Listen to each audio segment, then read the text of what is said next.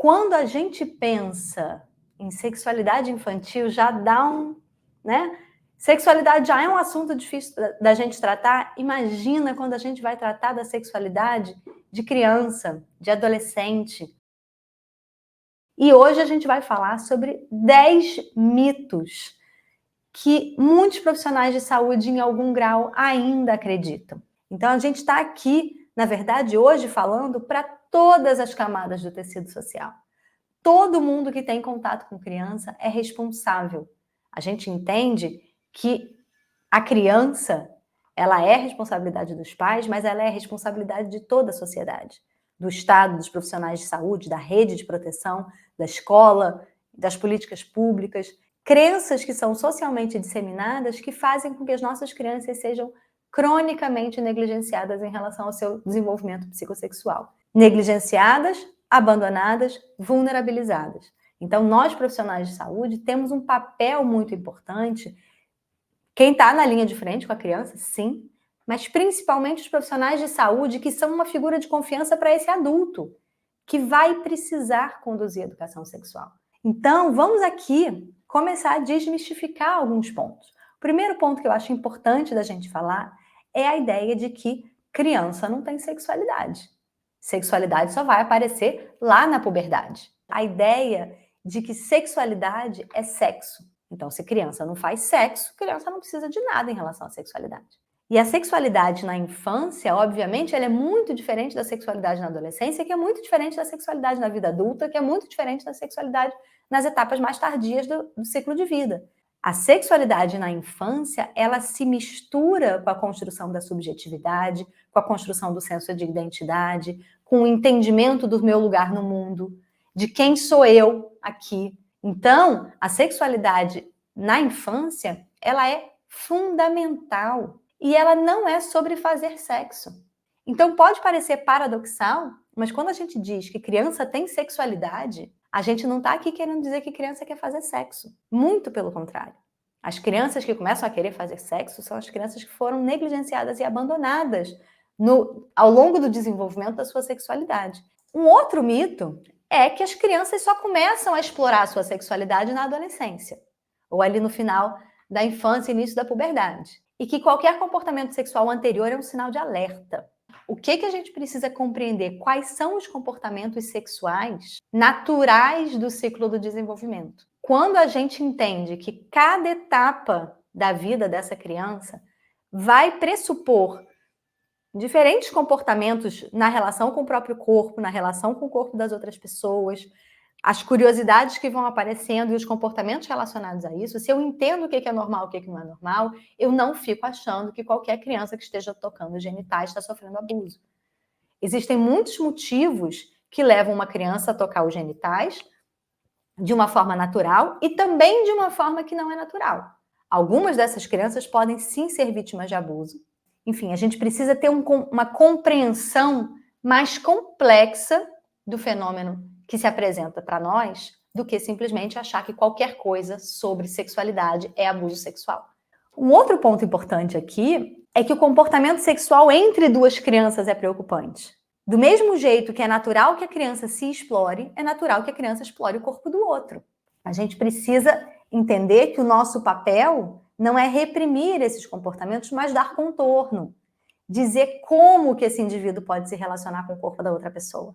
Como que ele pode se relacionar com o corpo dele, como é que ele pode se relacionar com o corpo da outra pessoa. E aí cabe a mim também explicar para ela coisas que ela não sabe. Por exemplo, que existem regras sociais que governam esse comportamento. Um outro mito aqui importante é que a gente precisa esperar a criança perguntar.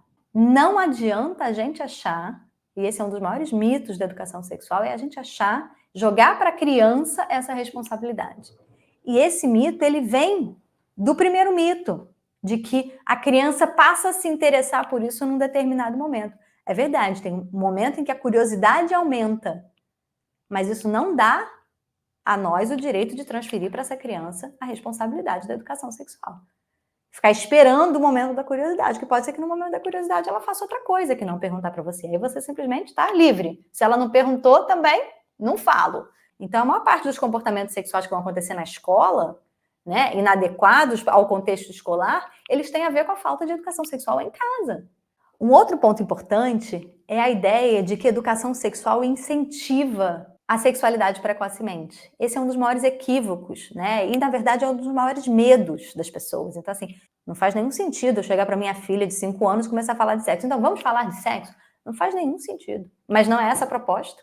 A proposta é que a gente possa falar de sexualidade, que a gente possa falar sobre ela estar no mundo, ela ter um corpo, ela cuidar desse corpo, ela ter sensações, ela ser de um determinado gênero, ela se relacionar com outras pessoas, com os corpos de outras pessoas, ela ter noções de pudor, de privacidade, respeitar os corpos das outras pessoas, respeitar a privacidade das outras pessoas, entender o que pode e o que não pode.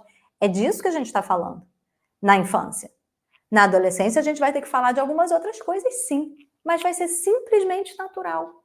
A história é que a gente precisa fazer educação sobre sexualidade exatamente para prevenir atividade sexual precoce. Um outro ponto aqui, controverso, assim, não vou nem chamar de controverso porque não é controverso, ele é absolutamente estabelecido na literatura, mas um ponto polêmico é a ideia de que criança não tem orientação sexual. Quando a gente entende orientação sexual é um contínuo, tá? E orientação sexual é um fenômeno complexo que vai se organizando, né? E vai sendo parte da formação de uma identidade sexual, que é parte da formação de uma identidade de forma geral.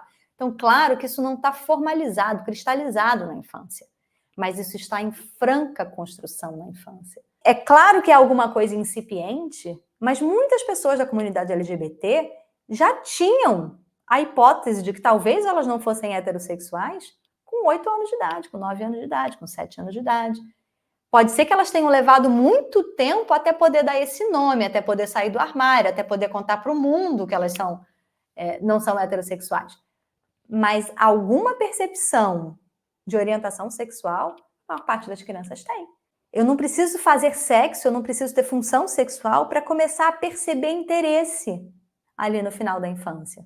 Um outro ponto importante é que muito antes de que a criança inicie vida sexual, né, atividade sexual, então só para vocês terem um dado, no Brasil, a faixa é por volta de 15 anos, tá? Um pouquinho antes para as meninas, um pouquinho depois para os meninos. Então, muito antes dessa idade, eu preciso falar com as crianças sobre sexo seguro e contracepção.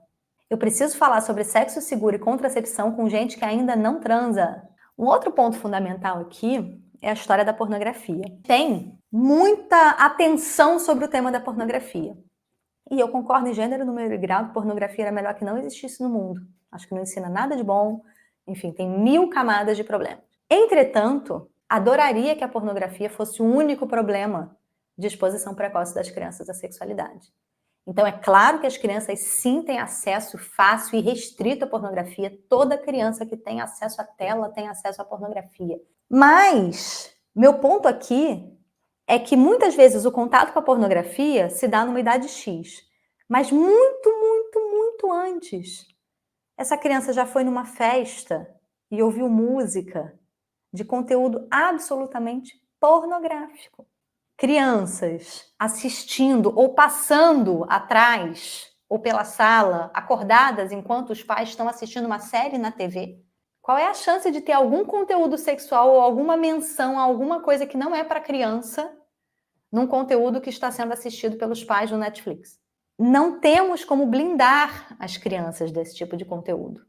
Né? Crianças que têm contato com crianças mais velhas, então assim, não, meu filho não tem contato em casa, mas aí ele vai para a casa do tio, o tio tem um filho que é 2 anos mais velho, que tem um celular, pronto, viu pornô, acabou.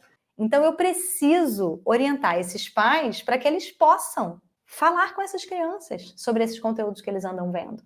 Porque se eu sou o adulto, acontece uma coisa na frente do meu filho, eu estou do lado dele, eu não fiz nada, não falei nada, o que isso quer dizer? É impossível não comunicar. Quando eu não falo nada, eu estou dizendo alguma coisa.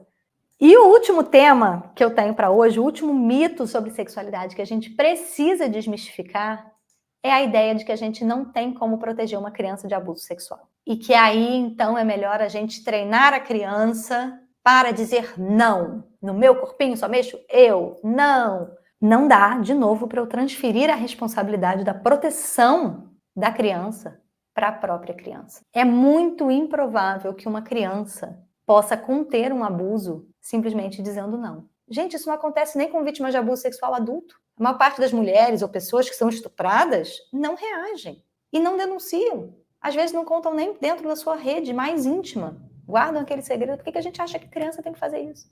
Então não dá para eu dizer para a criança fazer isso. É injusto. E só provavelmente aumenta a culpa que essa criança vai sentir. Quem é responsável pela proteção das crianças? A rede de proteção à criança. A sociedade, a polícia, o conselho tutelar, a escola, os pais, os profissionais de saúde. Enfim, todos precisamos estar atentos aos sinais de que essa criança possa estar sendo abusada.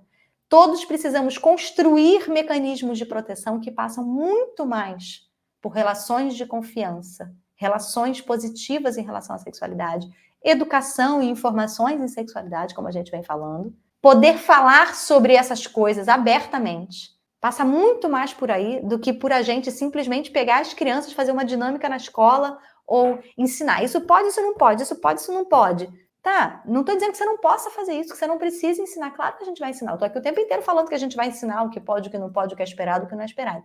Mas isso é completamente diferente de eu transferir essa responsabilidade para a criança. É uma ideia boa, então tem livros sobre isso. Enfim, são ferramentas úteis, mas não pode ser a única ferramenta, não pode ser a principal ferramenta. E é muito sutil, mas faz toda a diferença. Quem é responsável por proteger a criança são os adultos, é a rede de proteção à criança. A criança é só uma vítima.